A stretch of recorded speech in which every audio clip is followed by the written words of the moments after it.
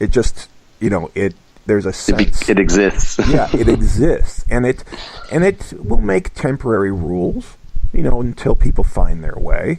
And we'll talk about that you actually, and I really been chomping at the bit here for 45 minutes to talk about the respect for women process and how you did this. But that is what you just described, again, was how a sport that you knew well enough, and one nuance being the defense, to show that you may have been big and you may have been armed with a persuasive tool, but that wasn't going to get you the results. It was a different type of hard work that got you there.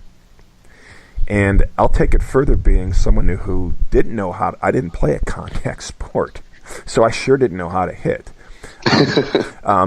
I played basketball and baseball, but what I knew was how to move my feet and position myself.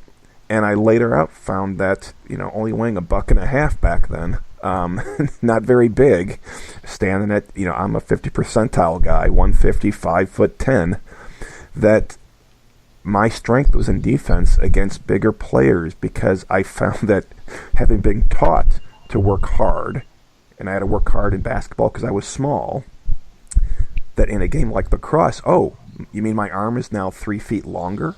Yep. And having been a baseball player and I can really, if I can hit a baseball with a bat, I can actually, with a good flip of my wrist, get that stick, because I was in the position. And that actually, it, like I say, it calms down the bullying, but it elevates what would seem to be the lesser physiqued players to realize, yeah, here's my reward. I'm going to outperform you, who may be faster and weigh 30 pounds more and have, these other advanced skills. But I found how to bring my wealth. And I'm going to say one more quick story here. Oh my gosh, it's been 12 years now, probably. There was a girl I was coaching when I first started coaching the women's game. That's the only game of lacrosse I've coached, having 4 daughters. She came out, these were 3rd and 4th graders in Atlanta. So again, not the hotbed of lacrosse either. And they were intrigued by the sport. And there was one player who, she was definitely a mathlete. She actually missed the first 3 games of the rec season to go to math competitions. And I couldn't argue with that. And she was small and thin and hadn't played anything like this. But she chose to have the right footwork. She chose to anticipate. And I remember at the end of maybe about 9 months later, coaches would scream in a non-checking league. Okay, you can't use the stick to check. You can only play with footwork at that level.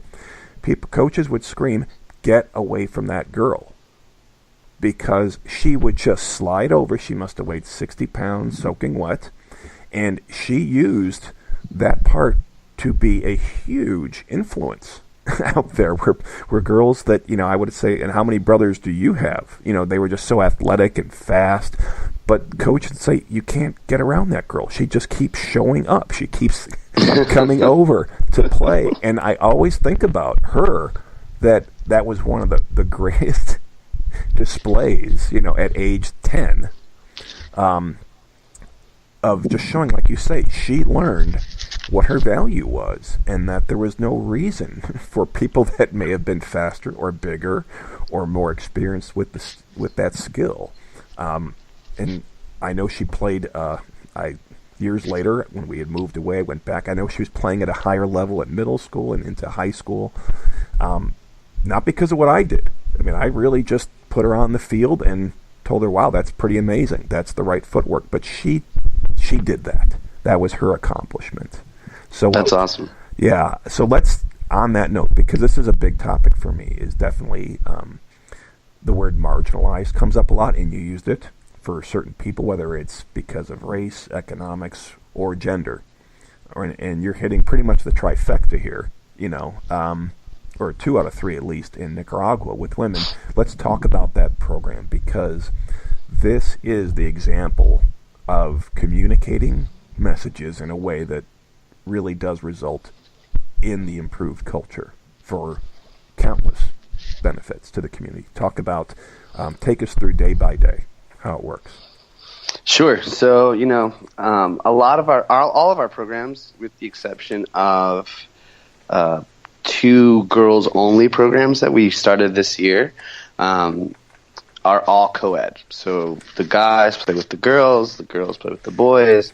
Everything we do is guys and girls playing on the same team. Pretty much since our beginning, we wanted to make it co-ed because we understood that women don't have the same opportunities that men do, especially when it comes to sports. In a country like Nicaragua, sports are male-dominated, almost not 100%, but definitely it is a male-dominated world. And when you have young girls, like elementary and middle schoolers, parents don't like letting their girls stay after school. They want them to come right back home, and it's very understandable. When you have a young girl, they're more at risk than a young boy is in those communities. It's just a sad fact. And so one of the things that we've always talked about is respecting women. And so in one of our lessons in our curriculum, the week is set so that all we do is talk about respecting women. And the first practice is why it's important to respect women. And it's something that I think everyone, like you said, everyone talks about, but not everyone puts into practice, and not everyone understands why we talk about it. And so we have that initial conversation. And, a lot of times the boys will be like, yeah, we have to respect women. We have to do this. And they say all the right things. And then we get on the field and they don't pass to the women. They don't shoot with the women. They don't let the women do this or that.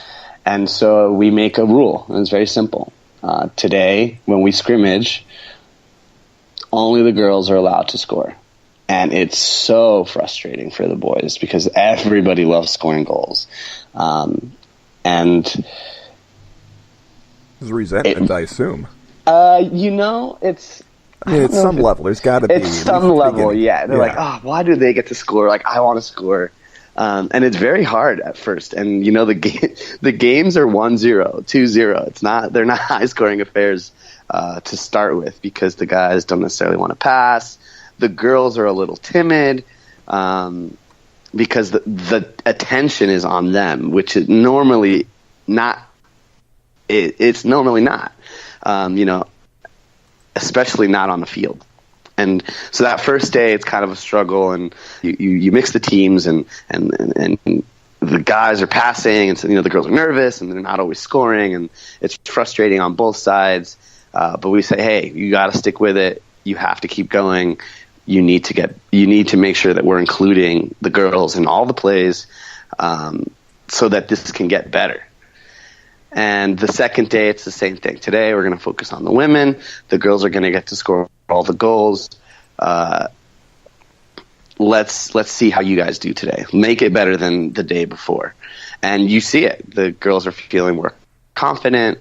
The boys are passing to them a lot more, and the goals start coming. 3, 4, 5. And now once everyone starts to score and your team starts to win, the boys get into it. And they're like, all right, let's go. We're going to get the ball. Whoever the girl is on their team, and she's going to score all these goals, and they get really, really into it. And the girls, you can just see their energy. And now that we've done this a few years, the girls kind of already have a little bit of swag and a little bit of confidence going into it. But at first, it was very much that timidness. By the end of the second day, the boys have no issues passing to the girls. The girls are scoring goals regularly. It's pretty awesome. And it's fun to watch the attitude and the body language change, not only on the boys, but in the girls too. Once those goals start going in, they get really excited and really happy, and it's just a ton of fun. On the last day of practice that week, what we'll usually do is we'll have the boys play the girls. And that is a ton of fun because the boys are like, all right, we finally get to score goals. We're going to show these girls what we got. But the girls are just as confident. And watching them play against the boys without any fear or any hesitation is one of the coolest things I get to see. And a lot of the times what we realize is the girls end up doing better and end up winning a lot of those games, mainly because they're more likely to pass and they're not focused on just scoring goals, whereas sometimes the boys can be, a little bit of a ball hog here, a little bit of a ball hog there, and they all want to score their goals. And then we sit down and we say, guys, what did you realize from this week?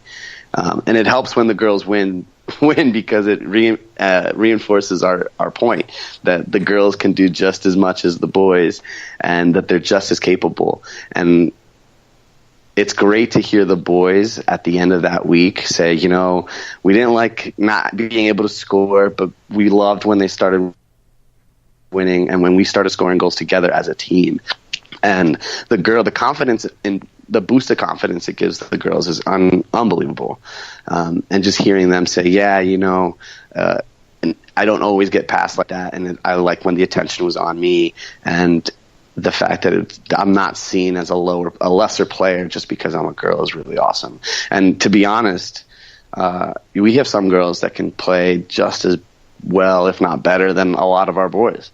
And our boys don't always see that when they're playing, but putting the attention on the girls and the focus on them,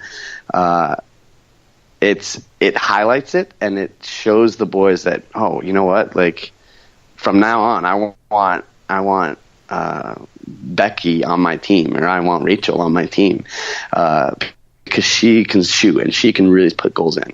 And just that little difference is really cool. And then, like always, we talk about this on 3 sets. We talk about it: life on the field, life in the classroom, and life at home. And we talk to the guys about, or not just the guys, but the class, about why we respect our teammates on the field. Why wouldn't we respect girls in the classroom like we do our teammates on the field? And if we go home, why don't we respect our sisters or our neighbors like that? And these girls are just the same as the girls in your life everywhere. So why not treat those girls the way we treat these girls? And it's interesting because a lot of the homes are mom dominated. Not a lot of our kids have dads. And they see their mom as this authority figure and this person in power. And they don't translate that to other women. And so we ask the boys, if you treated your mom that way, what would happen? Oh, I could never say things like that to my mom. I could never disrespect my mom. Exactly. So if you can't disrespect your mom, how would you feel if you disrespected someone else's mom? And then the whole conversation turns from lacrosse to just women in general and people in their community and girls in their classroom and girls on their bus ride. And it turns into a much bigger conversation than just the group of girls that are in their team or on their practice squad. And it's great because, we talk about respect at every practice. But when we put the focus on the girls, the conversation's a little different. And, it opens up a whole new world of conversation for them. And it's a lot of times conversations that they're not having, I don't think, at home or with their friends, And I think that goes for the same here in the States and pretty much anywhere. You're not having these types of conversations with your classmates about how you should respect women or this and that. Those conversations don't happen naturally, but because we're putting an emphasis on the girls at practice, then it lets us have that conversation, which is something that is needed, and doesn't happen often. Yeah, and I think the setting also, not just the fact that it's happening, but it's actually happening in the right way, because I can just tell you a recent experience. Someone I know, and here, especially in the Mid-Atlantic, especially in Baltimore, there's the One Love Foundation, which is about